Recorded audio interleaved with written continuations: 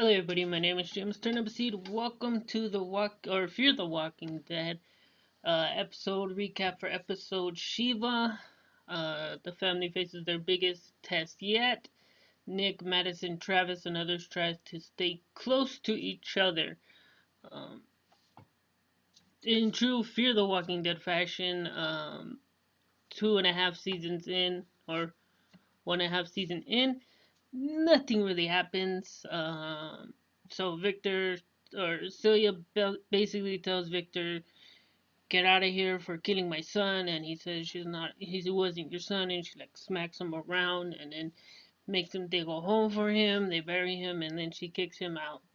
Um, we get some heavy flashbacks for Daniel in El Salvador, um, in the jungle when he murdered people as a young boy, and he's trying to get Ophelia out of the compound because clearly these people aren't in the right headspace, and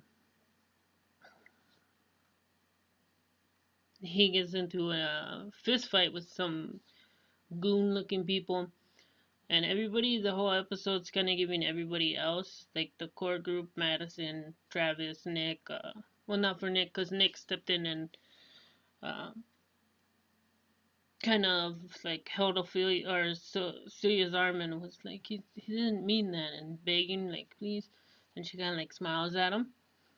So there's like a weird connection there. Um, yes, and then they beat up Daniel. He slices some guy here because he was sharpening a razor on a rock when Victor was digging. He also told Victor, don't bury him here. Basically, pulled a scene from Pet Cemetery where the ground is sour. And then they end up tying him up. And I thought this was a bit racist, but I don't know. She's trying to feed him pozole, and then he turns his head and she's like, "You think I would poison a good pozole? Who would do that?" Um, but yeah, then that was weird.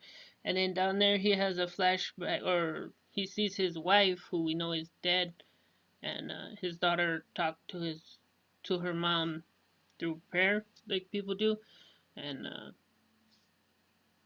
let me just say this from a production standpoint: if you're gonna do subtitles, do yellow subtitles. Why? She's wearing a white top, talking in Spanish, the language not where you're broadcasting, so it's in subtitles on her white top, and the words come over her top. So I have bad eyesight already. I had to have my mother read them for me. So it's basically she's just telling them like, "I'm carrying your sins," and we have a flashback, and she makes him like that he would confess the names of the people that he killed by their names, when he was sleeping, and we get more, and then they get to a weird point where they're like, "But the first victim was you," and then basically they get a little nice, and they call each other my love and everything, and then basically Madison, or no, we do this stuff with Travis now, right? So Chris, as the last episode ended, he was in that room with Alicia and Madison, and he had a knife. And then the gunshot ran off, and he ran off into the woods. Travis goes looking after him, and he starts limping at one point. Like he finds a zombie with the knife in its head, and he pulls the knife out and keeps it with him. And then he finds a house. He goes into the house, and there's some dude in there with like a not like a shoehorn, but kind of like a fire poker, but not sharp. I don't know. He had a weird blunt object in his hand, and Travis is limping, and it's like, why is he limping? And he takes off his cowboy boots, and his foot's all bloody, like you know when your feet or your boots still fit right, and they like squeeze your feet. His feet look terrible. The dude tells him he doesn't speak English to lie. And he says like, oh, your son. He gives him a pair of sneakers, and then says like, your son went that way east. And then Travis looks on the bed on the sofa, and there's a book in English, and he kind of looks at it again. He's like, you don't speak English? Then something moves in the room, and he's like, someone's in there?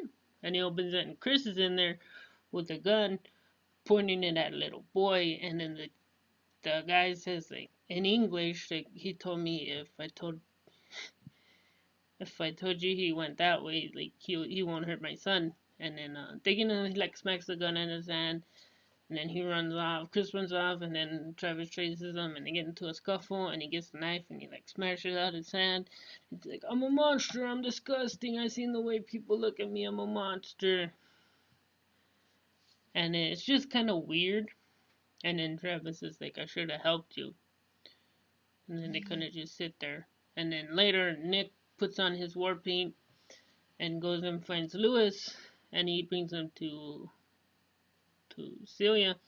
And then she says like, "You could stay here," and he's like, "Well, what about my family?" And she's like, "Okay, but they gotta understand," because she thinks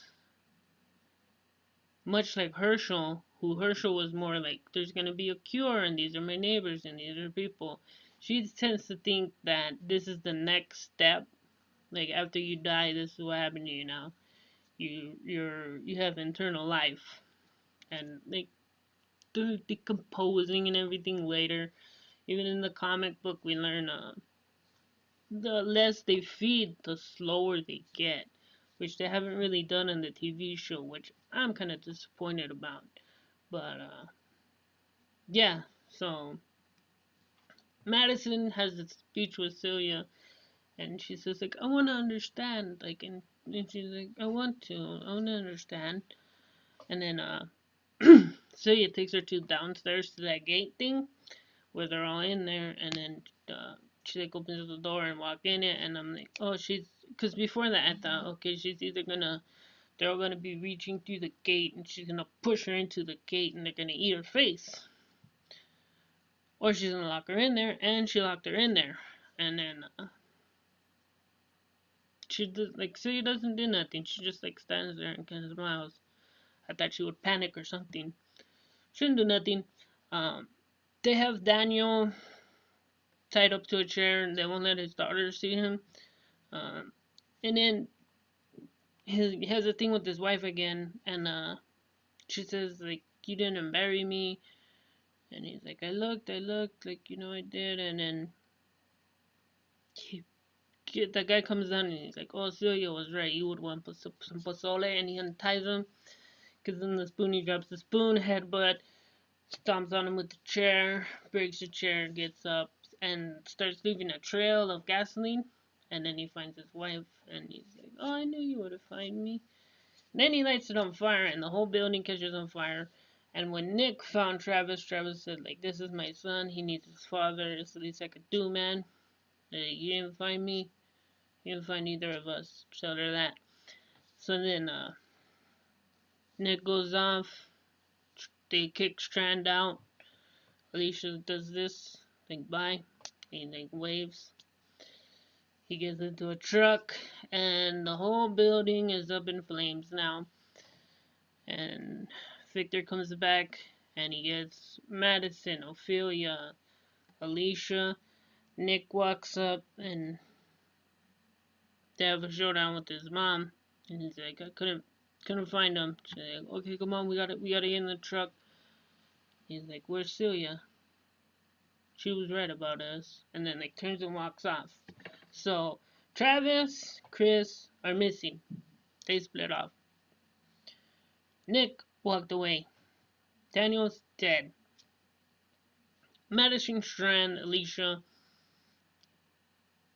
and Ophelia are in the truck. What are they gonna do for the mid-season premiere? It's in August. I guess I'll stick with it for you guys. I'm not checking out Preacher because I'm actually making this for you guys right now. So no Preacher review for me. I'll probably get into the comic book and then catch up later and maybe watch it live. I don't know. We'll see. Yeah. Feel free to subscribe, do all that cool YouTube stuff you do so well. Peace. I'm out.